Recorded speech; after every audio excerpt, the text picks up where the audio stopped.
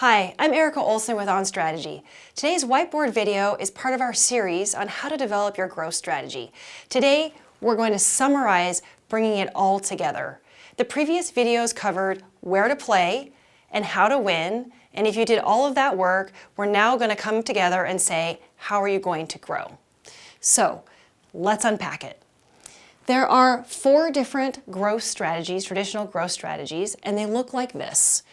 You have current products and services and potentially new. You have current markets or customer segments that you serve or potentially new. So the first growth strategy is market penetration, selling more into your current markets or customers. Market development is entering new markets with your current products and services, so that's number 2. Number 3 is developing new products and services and selling them into your current customer base, customer segments, or markets. And then diversification, which is kind of a funny word, but we mean new products and services into new markets. So how does this all come together? In the where are you going to play video, you identified potential places that you could grow as it relates to current customers and new customers. You'll bring that information over and just put them off to the side over here. Same thing with the products and services, you identified those as well. That's how you bring forward the where are we going to play information. And then you asked yourself, how are you going to win? And you identified competitive advantages.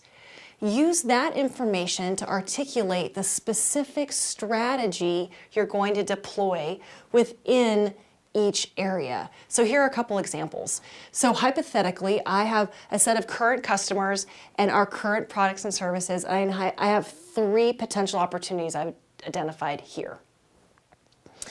I might summarize our market penetration strategy as driving customer loyalty through enhanced experiences. In this particular example, perhaps the company's competitive advantage is experiences, and they want to increase perhaps use, utilization, visitation of their current customers and driving loyalty accordingly. So that's how you bring in the how are we going to win. Same thing over here, just pulling it forward a little bit. Maybe you identified a handful of new markets or customers to go after. In this case, maybe it was 3. And you might have identified in the how we're going to win that you have a lower cost model than your competitors. And so your market development strategy is to enter B markets through a low cost model. So that's just an example of how you pull in the where are we going to play, markets and products and services, and how we're going to win in a summary statement for each of your growth strategies.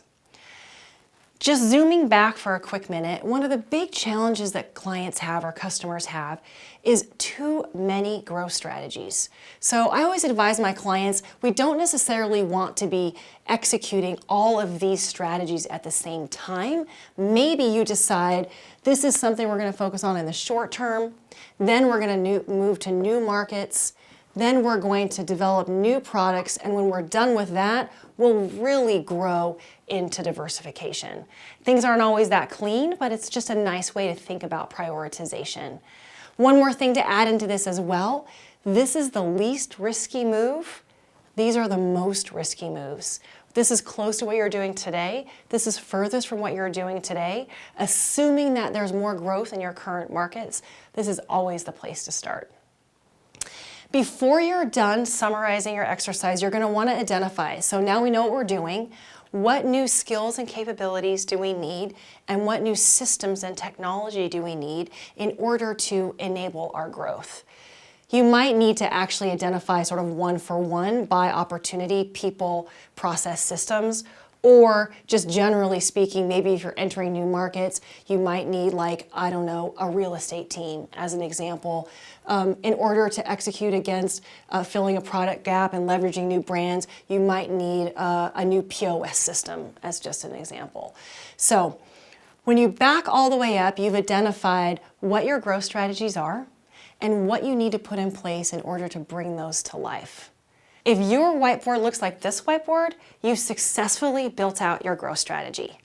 And as I said at the beginning of the series, a strategic plan is not a strategic plan if you don't answer the question, how are you going to grow? Grab the downloadable at the end of this video for more information on this entire series. Please subscribe to our channel. Thanks for tuning in. Happy strategizing.